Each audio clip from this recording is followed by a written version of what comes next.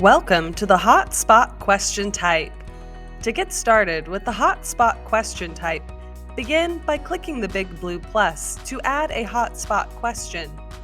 You can now upload the image or file you would like your students to identify answers on.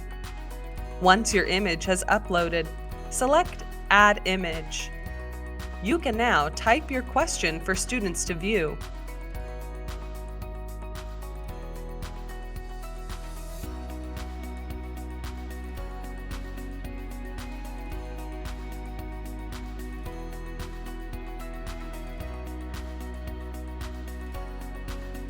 If you would like students to select more than one correct answer, toggle on Multi-Select.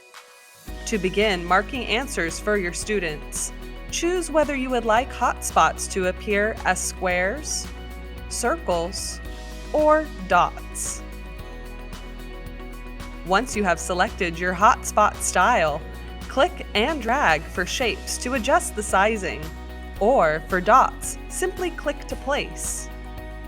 Once you have placed a hotspot that you would like to mark as correct, click on the hotspot.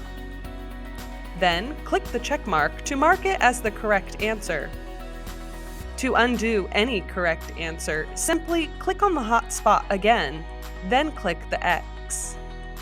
You can click the arrow to return to the previous view, or click the trash can icon to remove the hotspot altogether.